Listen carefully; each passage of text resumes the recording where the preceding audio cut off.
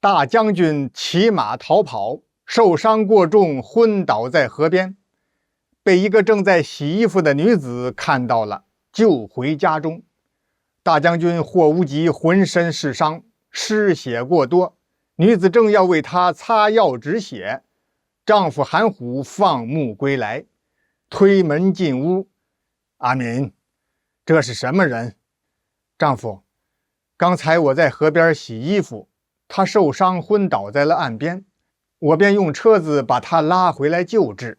他這傷口太多，你快過來也幫忙上藥吧。”韓虎醋意大發，頓時火冒三丈，鏘的一聲抽出防身短刀，要砍死床上躺着的受傷男人。沒想到大將軍霍無極對刀劍的聲音十分敏感，他頓時被驚醒，雖然有氣無力，但是很快明白了，哦，看來這是救我的這個女人的丈夫。我身為大將軍，死有何懼？只希望壯士給我來個痛快的。牧民韓虎心頭一動：“將軍，你說你是將軍？”霍無極眨了眨眼，算是點頭了。“你叫何名？”“我叫霍無極。”“啊，莫非你就是那率領大軍斬殺匈奴無數的霍大將軍？”霍無極目光堅定：“正是我。”再看那韓虎，突然像是換了一個人，他兩腿一軟，雙膝跪倒在床前：“大將軍，請恕小民有眼無珠，不認識大將軍。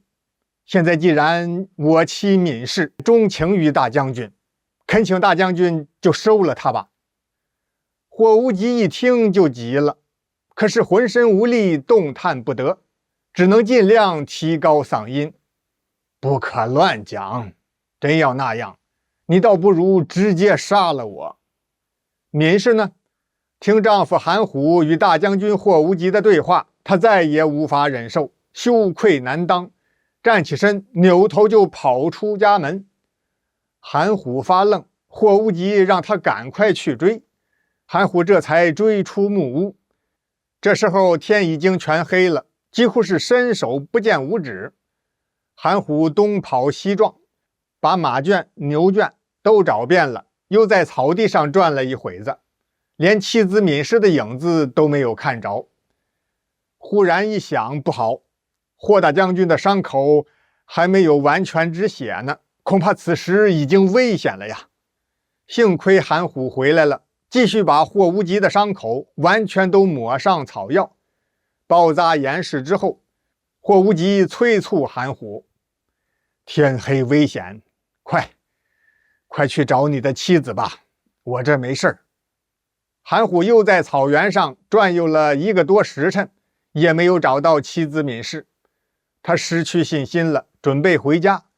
半路上突然聽到不遠處的樹林深處有異樣的聲音，走過去鑽進樹林，果然有幾個人影晃動。再到近前一看，韓虎又驚又怒，感情是幾個匈奴士兵正在捆綁他的妻子閔氏，看樣子是要把閔氏捉了去，帶回他们匈奴的地盤。“住手！”韓虎大喝一聲，同時抽出短刀，要跟匈奴兵拼命。這幾個匈奴兵正準備抓住這個漂亮的漢族女人，回去獻給左賢王，好邀功請賞呢。被韓虎一聲大喊給嚇了一大跳。仔細定睛一看，韓虎只是一個人，這幾位不害怕了，繼續捆綁閔氏。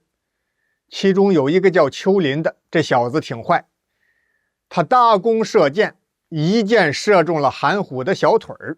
韓虎哎呀一聲，摔倒在地。幾個匈奴兵趁着這個機會，扛起捆綁好的閔氏，一溜煙兒跑遠了。韓虎沒辦法，折斷箭桿，忍着疼痛爬回了木屋。霍無極大將軍這麼一看，就明白了大概。這時候他已經恢復了一些體力，雖然很虛弱，但還是堅持着給韓虎拔劍治傷。哎呀，十分不好！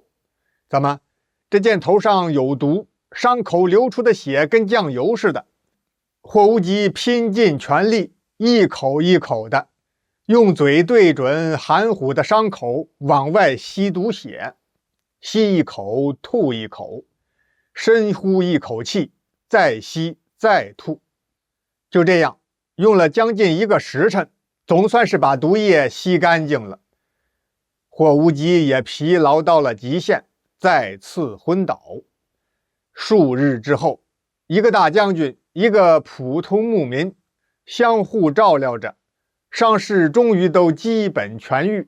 這一天，韓虎忽然給霍無極跪下了：“大將軍，我要參軍，跟着你去殺匈奴，救回阿敏。”霍無極點了點頭：“打仗是要死人的，你不怕死嗎？”“我不怕死，我只想殺敵。”就這樣，霍無極收編了牧民韓虎，又緊鑼密鼓的把打了敗仗之後跑散的士兵和軍官們都匯集到一處，還有7、8千人，只是戰馬不足，剛好把韓虎養的馬全用上了，重整旗鼓，再次攻打匈奴。這次他們是採取半夜偷襲的戰術，打探清楚匈奴軍隊的紮營地點之後，當夜就採取行動，把睡夢之中的匈奴軍隊打了個措手不及，倉皇逃竄，活捉了左賢王。從專門關押俘虜的大帳篷裡邊找到了閔氏。韓虎殺敵最多，立了戰功，被霍無極破格提拔為軍侯。這個軍侯相當於現在的一個營長啊。韓虎謝恩之後，要畫附前言，願意將妻子閔氏獻給霍無極。